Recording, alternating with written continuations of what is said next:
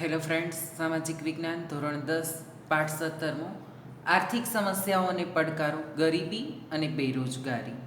ગયા લેક્ચરની અંદર આપણે જે કંઈ ભણી ગયા તેનું નાનકડું એવું રિવિઝન કરીને આજે આપણે ગરીબી ઉદ્ભવવાના કારણો એટલે કે કયા કારણોથી ગરીબીનો ઉદ્ભવ થાય છે, કારણ કે દરેક કોઈ પણ ઘટના હોય તેની પાછળ એક જવાબદાર ચોક્કસ કારણ હોય છે.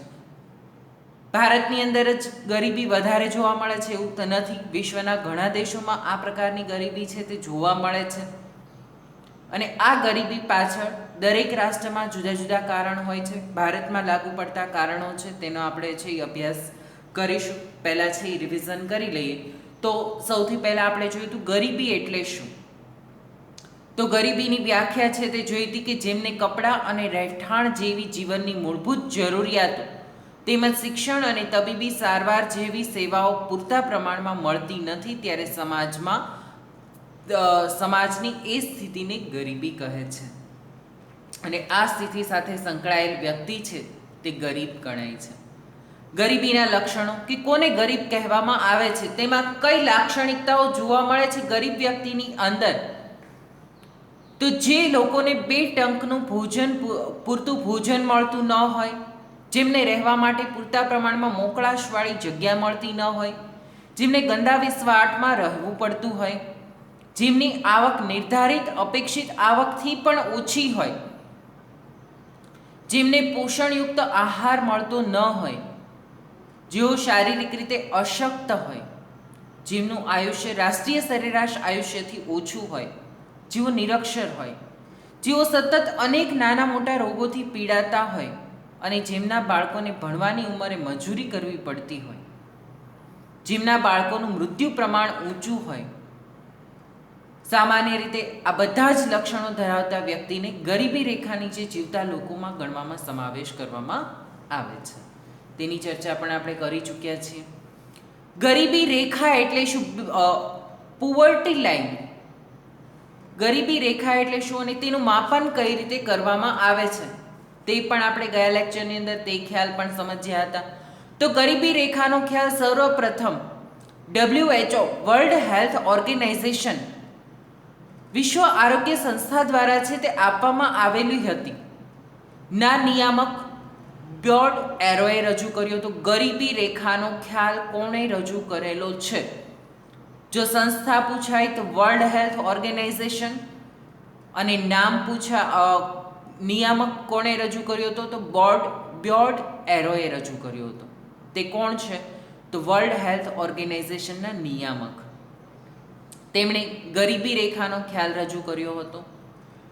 તેમના મત મુજબ અનાજ, વસ્ત્ર, રહેઠાણ, શિક્ષણ, આરોગ્ય, પીવાનું ચોખ્ખું પાણી, વીજળી, સેનિટેશનની સુવિધા, વાહન, પરિવહન વગેરે પાછળ થતા ખર્ચ તેમજ આવક મુજબ કેલેરી આધારે જીવન ધોરણ નક્કી કરેલ સપાટીને ગરીબી રેખા કહેવામાં આવે છે.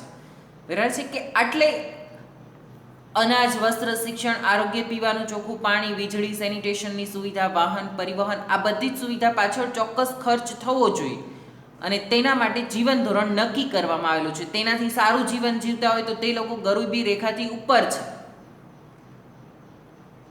અને તેનાથી તે લોકો ખરાબ જીવન અથવા તો તેવું જીવન તે ન જીવી શકતા હોય તો તે લોકો ગરીબી રેખાની હેઠળ એટલે કે નીચે પોતાનું જીવન પસાર કરે છે તેમ કહી શકાય. ગરીબીનું માપન કરવા માટેની 2 પદ્ધતિ છે. એક, કોઈ એક કુટુંબ દ્વારા વિભિન્ન વસ્તુઓ કે સેવાઓ પાછળ કરવામાં આવતા ખર્ચના આધારે, અને બીજું કુટુંબ દ્વારા મેળવેલ આવકના આધારે. કે જુદી જુદી ચીજ વસ્તુઓ જેમ કે અનાજ, કઠોળ, દૂધ, શાકભાજી, કપડાં, રહેઠાણ જેવી તદ્દન પ્રાથમિક જરૂરિયાતોને લઘુત્તમ બજાર ભાવે પ્રાપ્ત કરી શકવાની ન્યૂનતમ આવક ન ધરાવતા હોય તેઓ નિરપેક્ષ ગરીબ છે તેમ કહેવામાં આવે છે. એટલે ટૂંકમાં અહીં ગરીબીનો ખ્યાલ એ રીતે રજૂ કરવામાં આવેલો છે કે ન્યૂનતમ જરૂરિયાત કે આ બધી ચીજ વસ્તુઓ છે તે ઓછામાં ઓછા બજારના ભાવે છે તે ખરીદી શકે, તે માટેની જરૂરિયાત તેઓ પૂરી કરી શકે, તેના આધારે ગરીબી છે તે નક્કી કરવામાં આવે છે. કે તેની પાછળ ઓછામાં ઓછો ખર્ચ, દાખલા તરીકે આ દરેક ચીજ વસ્તુઓ પાછળ ઓછામાં ઓછી 500 રૂપિયામાં બધી વસ્તુ એને મળી જતી હોય, તો 500 કરતાં તે વધારે ખર્ચ કરી શકતા હોય તો તે ગરીબી રેખા હેઠળ જીવતા નથી, પરંતુ તેના કરતાં તેઓ ઓછો ખર્ચ કરી શકતા હોય તો તેઓ ગરીબી રેખા હેઠળ જીવે છે. બીજું, કુટુંબની આવક કેટલી છે. ઘણી વખત એવું થાય કે વ્યક્તિ જાતે કરીને ગરીબ બનતો હોય છે, તેની આવક હોય પણ તે આ બધી ચીજ વસ્તુઓ પાછળ ખર્ચ ન કરતા હોય તેવું પણ બની શકે, તો તેને પણ ગરીબીના માપનમાં સમાવેશ કરવામાં આવે છે. ઊંચી આવકવાળા જૂથમાં નીચી આવકવાળા જૂથની સરખામણી સાથે નીચી આવકવાળા જૂથની અછત ઓછી હોવાથી તેઓ સાપેક્ષ રીતે ગરીબ ગણાય છે. એટલે કે તેની આવક ઓછી હોવાથી તેઓ સાપેક્ષ રીતે ગરીબ ગણાય છે. બરાબર છે. એટલે તેમાં હવે હું તમને ઉદાહરણ આપું કે આપણે છે તે ગરીબી રેખા હેઠળ જીવતા નથી, પણ છતાંય આપણા કરતાં રૂપિયાવાળા વ્યક્તિ છે તેની સાથે આપણે સરખામણી કરીએ તો આપણે કેવા ગણાશું? ગરીબ ગણાશું. તો આ જ ખ્યાલ છે અહીં સાપેક્ષ ગરીબ. નિરપેક્ષ ગરીબ ખરેખર ગરીબ છે, કારણ કે તેની પાસે પૈસા નથી એટલા માટે તે ગરીબ છે. ચોક્કસ ચીજ વસ્તુઓ ખરીદવા માટે તેની પાસે ચોક્કસ પૈસા હોવા જોઈએ, તે નથી, અને એટલા માટે તે વ્યક્તિ ગરીબ છે. જ્યારે ઊંચી આવકવાળો વ્યક્તિ છે તે અન્યની તુલનાએ, હવે મુકેશ અંબાણીની સાથે આપણી તુલના આપણે કરવા જઈશું તો આપણે આજીવન ગરીબ જ છીએ. તો તે પ્રકારે ટૂંકમાં કહેવાનો મતલબ એમ છે કે ઊંચી આવકવાળાની સાથે જ્યારે આપણી તુલના આપણે કરીએ છીએ આપણા કરતાં વધારે આવકવાળાની સાથે, તેની સાપેક્ષે આપણે ગરીબ છીએ. ખરેખર ગરીબ કોણ છે? નિરપેક્ષ ગરીબ. ત્યાર પછી આપણે ભારતમાં ગરીબીનું વર્ણન કરું, તેમાં ભારતમાં ગરીબીનો મુદ્દો છે તે ભણ્યા હતા, જેમાં આપણે છે તે આયોજન પંચે 2011-12માં ગરીબી રેખા નક્કી કરવા માટે ગ્રામીણ ક્ષેત્રે માથાદીઠ ખર્ચ 816 અને કુટુંબ દીઠ ખર્ચ 4080 અને શહેરી ક્ષેત્રે માથાદીઠ ખર્ચ 1000 અને કુટુંબ દીઠ 5000 પ્રમાણ નક્કી કરવામાં આવ્યું છે. આ માપદંડ ભારતમાં 2011-12માં દેશની 21 કરોડથી વધારે વસ્તીમાંથી 27 કરોડ 121 કરોડની વસ્તીમાંથી 27 કરોડ લોકો ગરીબ હતા, જ્યારે ગરીબીનું પ્રમાણ 21.9% હતું, કે જેની કુટુંબ દીઠ આવક, માસિક કુટુંબ દીઠ આવક શહેરમાં વસતો હોય તો 5000 રૂપિયા પણ ન હતી અને ગ્રામ્ય વિસ્તારમાં વસવાટ કરતો હોય તો 4080 પણ ન હતી. વ્યક્તિગત આવક એટલે કે વ્યક્તિની એકની આવક 816 રૂપિયા પણ ન હતી અને શહેરી વિસ્તારમાં વસવાટ કરતો હોય તો મહિને 1000 રૂપિયા પણ કમાઈ શકે નહીં, તે પ્રકારની તેની આવક છે તે જોવા મળતી હતી. અને આ પ્રકારે તેઓ ગરીબી રેખા હેઠળ જીવતા હતા. વિશ્વ બેંકે ગરીબી રેખાના ધોરણ માટે ઈસવીસન 2012માં ઈસવીસન 2008ના ભાવે માથાદીઠ દૈનિક આવક $1.90 નક્કી કરી હતી. વિશ્વ બેંકના અહેવાલ મુજબ ઈસવીસન 2010માં ભારતની કુલ વસ્તીના 121 કરોડમાંથી 45.6 કરોડ લોકો ગરીબ હતા, એટલે કે કુલ વસ્તીના 32%, એટલે કે 100એ 32.7 વ્યક્તિ છે તે ગરીબ હતા. UNDP united nations development programme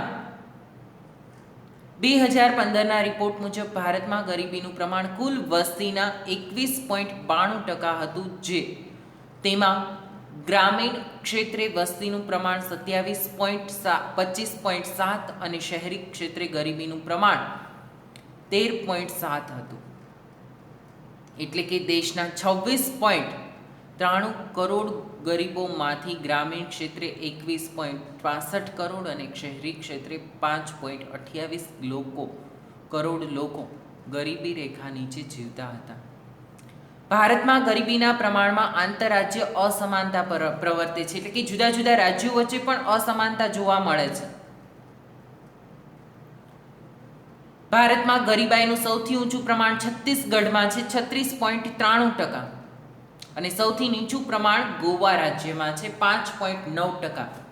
એટલે એનો મતલબ એમ કે ગોવા રાજ્યમાં ગરીબી રેખા હેઠળ જીવતા લોકોનું પ્રમાણ ઓછું છે, જ્યારે છત્તીસગઢમાં દર 100 વ્યક્તિએ 37 વ્યક્તિ ગરીબી રેખા હેઠળ જીવે છે. ભારતમાં છત્તીસગઢ, અસમ, ઉત્તર પ્રદેશ, મણિપુર, બિહાર, અરુણાચલ પ્રદેશ, ઝારખંડ, ઓરિસ્સા વગેરે રાજ્યોમાં ગરીબીનું સરેરાશ પ્રમાણ 30%થી પણ વધારે છે, જ્યારે ગુજરાતમાં ગરીબીનું પ્રમાણ 16.63% છે. આપણા રાજ્યની અંદર ગરીબીનું પ્રમાણ ઓછું છે, જ્યારે આ રાજ્યની અંદર તમે ફરવા માટે જાઓ તો પણ તમે ત્યાંની ગરીબી જોઈ શકો છો, અને ત્યાં ગરીબીનું પ્રમાણ વધારે જોવા મળે છે. હવે ગ્રામ્ય ક્ષેત્રે કયા કયા ગરીબો વસવાટ કરતા હોય છે અને શહેરી ક્ષેત્રે? તો ગ્રામ્ય વિસ્તારમાં ગરીબો વસવાટ કરતા હોય છે તેમાં મુખ્યત્વે જમીન વિહોણા, એટલે કે જેઓની પાસે જમીન હોતી નથી તેઓ, ખેત મજૂરો, ગૃહ ઉદ્યોગો કે કુટીર ઉદ્યોગોના કારીગરો, સીમાંત ખેડૂતો, ભિખારીઓ, વેઠિયા મજૂરો, જંગલ કે પહાડી વિસ્તારમાં રહેતા લોકો, જનજાતિઓ, કામચલાઉ કારીગરો વગેરેનો સમાવેશ થાય છે. જનજાતિ એટલે કે આદિવાસી પ્રજા જે જંગલ કે પહાડી ક્ષેત્રમાં વસવાટ કરતી હોય તે. જમીન વિહોણા એટલે જમીન વગરના ખેત મજૂરો, એટલે ખેતીના કાર્યમાં મજૂરી કરતા હોય તેવા. ગૃહ ઉદ્યોગો, નાના મોટા ઘરે જ કામ કરતા હોય તેવા, ગૃહ ઉદ્યોગો ચલાવતા હોય તેવા લોકો. કુટીર ઉદ્યોગો એટલે પણ નાના મોટા ઉદ્યોગકારો. સીમાંત ખેડૂતો, જેઓની પાસે સાવ થોડીક એવી જમીન છે તેવા. ભિખારીઓ, વેઠિયા મજૂરો કે જેઓ ની માથે દેવું વધી ગયું હોય અને મજૂરી કરીને તેઓ ચૂકવતા હોય તે પ્રકારના વેઠિયા મજૂરો. પહાડી વિસ્તારમાં રહેતા લોકો, જનજાતિઓ એટલે કે આદિવાસી વિસ્તારમાં વસવાટ કરતા લોકો. કામચલાઉ કારીગરો એટલે કે સિઝનેબલ જે કામ કરતા હોય તેવા કારીગરો. શહેરી ક્ષેત્રે ગરીબો, તો શહેરી વિસ્તારમાં વસતા ગરીબો મુખ્યત્વે કામચલાઉ મજૂર, બેરોજગારો જેઓની પાસે કામ નથી તે. દૈનિક શ્રમિક, રોજનું કામ કરીને રોજ કમાતા હોય તેવા. ઘર નોકર, રિક્ષા ચાલક, ચા નાસ્તાની લારી ગલ્લા કે હોટલ ધાબા પર કે ઓટો ગેરેજમાં કામ કરનારા, કારણ કે એ લોકોને દૈનિક વેતન છે તે આપવામાં આવતું હોય છે, અને તે વેતન પણ સાવ નહિવત અથવા તો ખૂબ જ ઓછું વેતન પ્રાપ્ત થતું હોય છે તેવા હોય છે. ભિક્ષુકો એટલે કે ભીખ માંગનારા લોકો. ત્યાં સુધી છે તે ગયા લેક્ચરની અંદર આપણે ચર્ચા કરી હતી. હવે જોવું છે આપણે ભારતમાં ગરીબી ઉદ્ભવવાના કારણો. મિત્રો, દેશમાં ગરીબી ઉદ્ભવવા માટે ના કેટલાક ખાસ કારણો જવાબદાર છે. ગરીબીના મૂળિયા શહેરો કરતાં ગ્રામ્ય વિસ્તારોમાં ખૂબ જ ઊંડે સુધી વિસ્તરેલા જોવા મળે છે. તેના કારણો આ પ્રમાણે છે કે કૃષિ ક્ષેત્રે અપૂરતો વિકાસ અને અપૂરતી સિંચાઈની સવલતોના કારણે કૃષિમાંથી મળતી આવકમાં ઘટાડો થયો છે. ખેતીના ક્ષેત્રે જે વ્યક્તિઓ લોકોનો અપૂરતો વિકાસ થયેલો છે, ખેતીમાંથી જે આવક પ્રાપ્ત થવી જોઈએ તે આવક ખૂબ જ ઓછી છે. દેશમાં વરસાદની અનિયમિતતા અને સિંચાઈની અપૂરતી સગવડના કારણે ખેત પેદાશોની આવકમાં ઘટાડો થયો છે. કે દેશની અંદર વરસાદ અનિયમિત આવે છે, વરસાદનું પ્રમાણ નક્કી નથી હોતું, સિંચાઈની સગવડતાઓ પૂરતા પ્રમાણમાં ઉપલબ્ધ નથી, એટલે માત્ર વરસાદ પર જ ખેતી કરવી પડે છે. તેના લીધે ઘણી વખત પાક નિષ્ફળ જાય તેવી પરિસ્થિતિઓ પણ સર્જાતી હોય છે. ગ્રામીણ ક્ષેત્રે ચોમાસાની ઋતુ સિવાયના સમયમાં વૈકલ્પિક રોજગારીની તકોનો અભાવ, એટલે કે ગ્રામ્ય વિસ્તારના ક્ષેત્રમાં ચોમાસા સિવાયના સમયમાં વૈકલ્પિક રોજગારી પ્રાપ્ત થતી નથી. એટલે ગ્રામ્ય વિસ્તારમાં વસવાટ કરતા હોય એ લોકોને ખેતી સાથે સંકળાયેલી પ્રવૃત્તિ કરતા હોય. હવે ક્યારે હોય તો માત્ર ચોમાસામાં જ ખેતીની સિંચાઈની સગવડતા ન હોય એટલે ચોમાસાની અંદર જ ખેતી કરવાની હોય છે, અને ચોમાસા સિવાય એ લોકો જ્યારે ખેતી કરવા એ લોકોની પાસે બીજી કોઈ રોજગારી, વૈકલ્પિક રોજગારી છે તે પ્રાપ્ત થતી નથી. બીજું, ગ્રામીણ ક્ષેત્રે ચોમાસાની ઋતુ સિવાયના સમયમાં વૈકલ્પિક રોજગારીનો અભાવ. ગામડાના લોકોમાં કૃષિ સિવાયના બીજા વ્યવસાયો પ્રત્યે જરૂરી જ્ઞાન, શિક્ષણ કે તાલીમ કે કુશળતાનો અભાવ. જો ગ્રામ્ય ક્ષેત્રે જે લોકો વસવાટ કરતા હોય ને એને મોટે ભાગે ખેતીમાં જ રસ હોય છે અને ખેતીની પ્રવૃત્તિ જ વધારે કરતા હોય છે.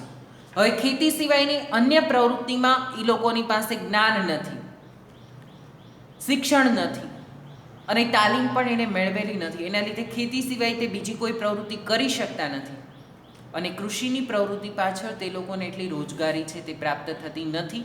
પરિણામે કુટુંબ ગરીબીમાં સપડે છે.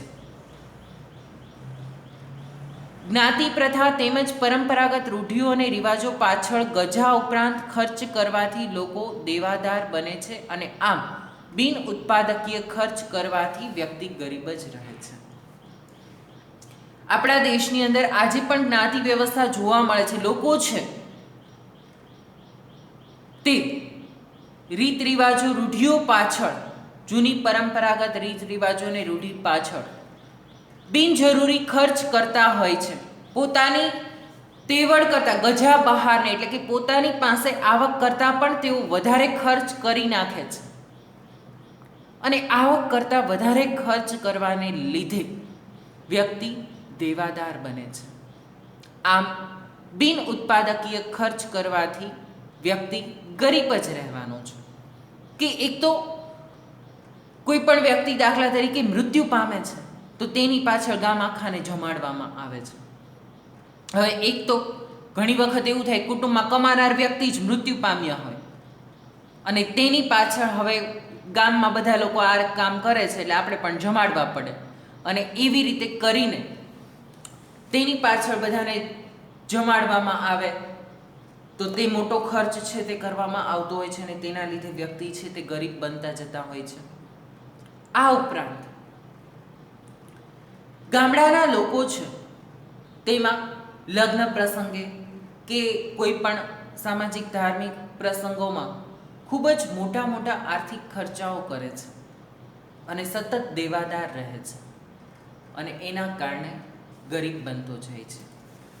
દેશમાં નિરક્ષરતાનું પ્રમાણ વધારે હોવાથી વ્યક્તિ શોષણ અને અન્યાયનો ભોગ બને છે. કે દેશમાં નિરક્ષરતાનું પ્રમાણ વધારે છે અને તેના લીધે વ્યક્તિ છે તે શોષણ અને અન્યાયનો ભોગ બને છે. ભણેલો નથી એટલે તેને કેવા કાયદા છે, કેવા નિયમો છે, સરકાર જુદી જુદી યોજનાઓ અમલમાં મૂકે છે તો તેનું જ્ઞાન તેની પાસે નથી. તે યોજનાનો લાભ તેણે કેવી રીતે લેવો તેને ખબર નથી અને તેના લીધે તે આવી પ્રકારની યોજનાઓનો લાભ તેને જે ગરીબોને જે લાભ મળવા જોઈએ તે લાભ લઈ શકતા નથી. બીપીએલ કાર્ડ કઢાવવાનું છે તો બીપીએલ કાર્ડ માટે કયા કયા પ્રકારના ફોર્મ ભરવા પડશે. આ ઉપરાંત બીપીએલ કાર્ડ કઢાવવા માટે લાઈનોમાં ઊભું રહેવું પડે, કેવા જુદા જુદા પ્રકારના ફોર્મ ભરવા પડે તેનું તેની પાસે જ્ઞાન નથી અને તેના લીધે તે કાર્ડ કઢાવી શકતો નથી અને તે ગરીબીમાંથી બહાર આવી શકતો નથી. સરકારી યોજનાઓની માહિતીના અભાવે ગરીબોને મળતા લાભ તે મેળવી શકતો નથી. ગરીબો માટે જુદી જુદી યોજનાઓ અમલમાં મૂકવામાં આવી હોય છે પરંતુ પોતે શિક્ષિત નથી અને તેના લીધે તે લાભ પોતે મેળવી શકતો નથી અને તેના લીધે તે વધારે ને વધારે ગરીબી સાથે સંકળાતો જાય છે. આર્થિક નીતિના ઘડતરમાં સમાજના છેવાડાના માનવીની જરૂરિયાતો અને તેના હિતોની ઉપેક્ષા થવી. કે આર્થિક નીતિઓ, આર્થિક નિયમો ઘડવામાં આવે છે તેમાં છેવાડાના માનવીની જરૂરિયાતો અને તેના હિતોની ઉપેક્ષા કરવામાં આવે છે. તે લોકોના હિતો છે તે ધ્યાનમાં રાખવામાં આવતા નથી, તેની કોઈ બાબતો છે તેને કાળજી લેવામાં આવતી નથી અને તેના લીધે પણ આ પ્રકારની સમસ્યાઓ છે તે ઉદ્ભવે છે. રોકડિયા પાકને પ્રોત્સાહન મળવાથી ખેતીના પાકોનું ઉત્પાદન ઘટ્યું, અનાજ કઠોળના ભાવોમાં ભાવ વધારો અને મોંઘવારીના કારણે વ્યક્તિને 2 ટંકનું ભોજન પણ ન મળતું હોય તેવી સ્થિતિ અત્યારે દેશમાં ઊભી છે. કારણ કે રોકડિયા પાક એવા છે, શેરડી, કપાસ, આ બધા રોકડિયા પાકો છે. જુદા જુદા ફળો, શાકભાજી તે બધા રોકડિયા પાક છે કે તેનું ઉત્પાદન થતાં બજારમાં તાત્કાલિક વેચવામાં આવે છે અને તેનું વળતર તેને તરત પ્રાપ્ત થઈ જાય છે. તેનું ઉત્પાદન અત્યારે દેશમાં વધારે થાય છે. તેના લીધે અનાજ કઠોળનું ઉત્પાદન ખેડૂતો કરતા નથી. અનાજ કઠોળનું ઉત્પાદન ઓછું થાય એટલે ઉત્પાદન ઓછું હોય તો તે ચીજ વસ્તુની કિંમત વધે, અને તે ચીજ વસ્તુઓની કિંમત વધારે હોવાને કારણે વ્યક્તિને 2 ટાઈમનું ભોજન પણ અત્યારે મળતું નથી. મિત્રો, તમે વિચાર કરો કે બાજરો અત્યારે 500 રૂપિયાની આજુબાજુમાં 560 રૂપિયે મણ મળે છે, બરાબર છે, 20 કિલોનો ભાવ છે. ઘઉં પણ એટલા મોંઘા છે. તો આપણો મુખ્ય ખોરાક છે, અને તે પણ ગરીબ વ્યક્તિઓ છે, તે લોકોને તેની જરૂરિયાત છે, પણ આટલા બધા ભાવો હોવાથી તેઓને 2 ટાઈમનું ભોજન પણ પૂરતા પ્રમાણમાં પ્રાપ્ત થતું નથી. ઘણા લોકો એવા છે દેશની અંદર કે જેને આજે પણ ભૂખમરાના કારણે મૃત્યુ પામવું પડે છે. મિત્રો, આપણા દેશની અંદર આવકની અસમાનતા એટલી બધી વધારે જોવા મળે છે કે જે વ્યક્તિ 25 કિલો ઘઉં ખરીદી શકે છે તે ઉપાડી શકતો નથી, અને જે વ્યક્તિ જે 25 કિલો ઘઉં ઉપાડી શકે છે તે ખરીદી શકતો નથી. અને આપણે બધા જ આ નરી વાસ્તવિકતાને જોઈ રહ્યા છીએ. એટલે ટૂંકમાં કહેવાનો મતલબ એમ કે અનાજ કઠોળનું ઉત્પાદન ઓછું થવાથી તેની કિંમત વધારે થઈ છે, અને તેના લીધે ગરીબોને 2 ટાઈમનું ભોજન પણ પ્રાપ્ત થઈ શકતું નથી. ત્યાર પછી આર્થિક સુધારાને લીધે ગ્રામીણ અર્થવ્યવસ્થા પર વિપરીત અસરો થઈ. કુટીર અને લઘુ ઉદ્યોગો બંધ થયા. આર્થિક સુધારા આપણે અગાઉના પાઠમાં ભણી ગયા. ઉદારીકરણ, વૈશ્વિકીકરણ, ખાનગીકરણ, આ બધા પ્રકારના આર્થિક સુધારા થયા. તેના લીધે શું થયું? ઉદ્યોગોની સંખ્યા વધી. ઉદ્યોગોની સંખ્યા વધી એટલે ગ્રામ્ય વિસ્તારમાં જે લઘુ નાના નાના ઉદ્યોગો શરૂ થયેલા હતા, કુટીર ઉદ્યોગો શરૂ હતા, તે બધા બંધ થઈ ગયા.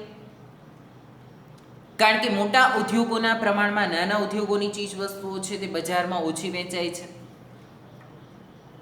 રોજીરોટી ન મળવાથી લોકો શહેરો તરફ વળ્યા. હવે ગ્રામ્ય વિસ્તારમાં એ લોકોને રોજીરોટી પ્રાપ્ત થતી નથી, અને તેના કારણે લોકો શહેરી વિસ્તાર તરફ વસવાટ કરવા માટે જાય છે, એટલે શહેરો તરફ વળ્યા. આ ઉપરાંત ખેતીની આવકમાં ઘટાડો થવાથી ગામડામાં મજૂરી કામ ઓછું થયું.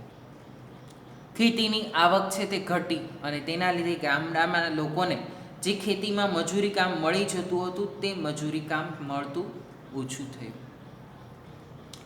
પોષણક્ષમ આહારના અભાવે ગરીબો નાના મોટા રોગોના ભોગ બને છે. પૂરતો પોષણયુક્ત આહાર તેને પ્રાપ્ત થતો નથી, તેના લીધે ગરીબો નાના મોટા રોગના ભોગ બને છે. પરિણામે તેમની સારવારનો ખર્ચ વધે છે, જ્યારે આવકમાં વધારો થતો નથી, તેથી ગરીબોની આર્થિક સ્થિતિ સુધરતી નથી. પૂરતો પોષણયુક્ત આહાર ન પ્રાપ્ત થાય. હવે આપણને પૂરતો પોષણયુક્ત આહાર છે તે પ્રાપ્ત ન થતો એટલે શું થાય? તો કે આપણે સતત છે તે બીમાર પડી જઈએ. બીમાર પડીએ એટલે આપણે દવા દારૂ પાછળ ખર્ચ કરીએ છીએ. દવાઓની પાછળ ખર્ચ કરવાને લીધે આપણી આર્થિક સ્થિતિ સુધરી શકતી નથી. ટેકનોલોજીમાં ફેરફાર થતા ગામડાના પરંપરાગત વ્યવસાયો, ગૃહ કુટીર ઉદ્યોગો અને ગ્રામ ઉદ્યોગો ભાંગી પડ્યા, અને તેથી બેકારીમાં વધારો થયો. ટેકનોલોજીમાં વધારો થયો છે અત્યારે, તેના લીધે ગામડાના પરંપરાગત જે વ્યવસાયો હતા, ગૃહ ઉદ્યોગો હતા, તે બધું ભાંગી પડ્યું છે, અને તેના લીધે ગરીબીમાં વધારો થયો છે. કારણ કે અત્યારે ટેકનોલોજી, તમે વિચાર કરો કે એક જેસીબી હોય, બરાબર છે, તો એ કેટલા બધા વ્યક્તિઓનું કામ એક સાથે કરી નાખશે. ઊંડો ખાડો કરવાનો હોય તો 5 વ્યક્તિઓ 5 દિવસ સુધી કામ કરી જેસીબી 2 કે 3 કલાકની અંદર કરી નાખશે.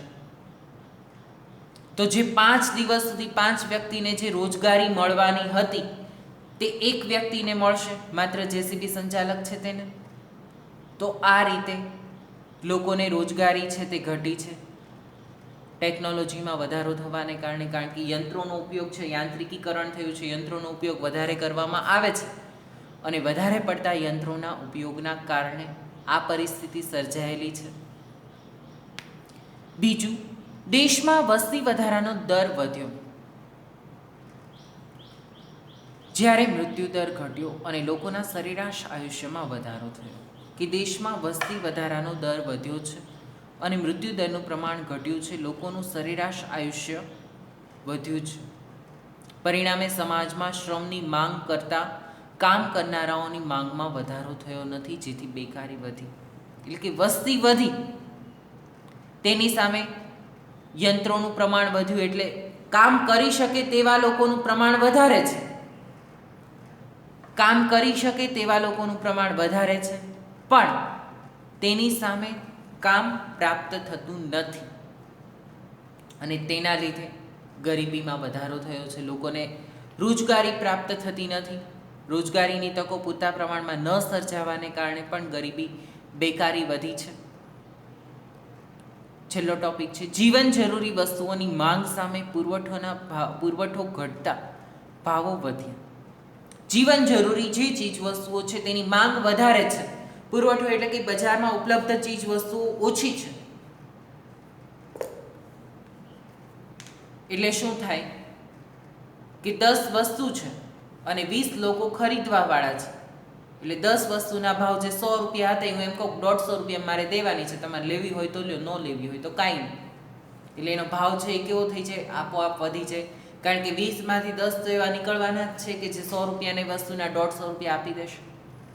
તો તેના લીધે જીવન જરૂરી ચીજ વસ્તુઓ પણ લોકોને પ્રાપ્ત થતી નથી.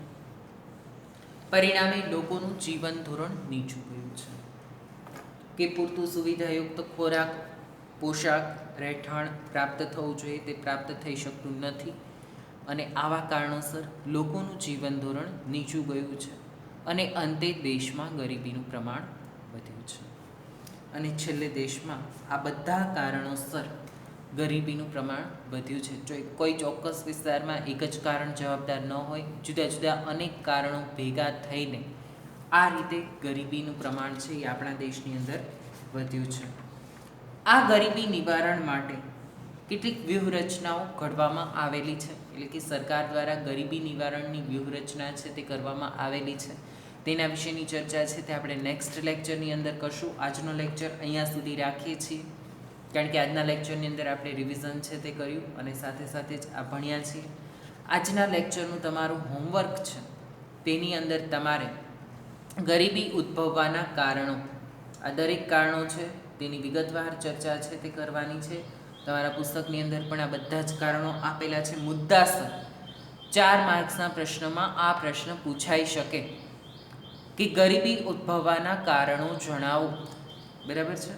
તો ગરીબી માટેના આ દરેક કારણો છે તે વ્યવસ્થિત રીતે તેની નોંધ છે તે કરવાની છે. તે માત્ર આજના લેક્ચરનું હોમવર્ક છે.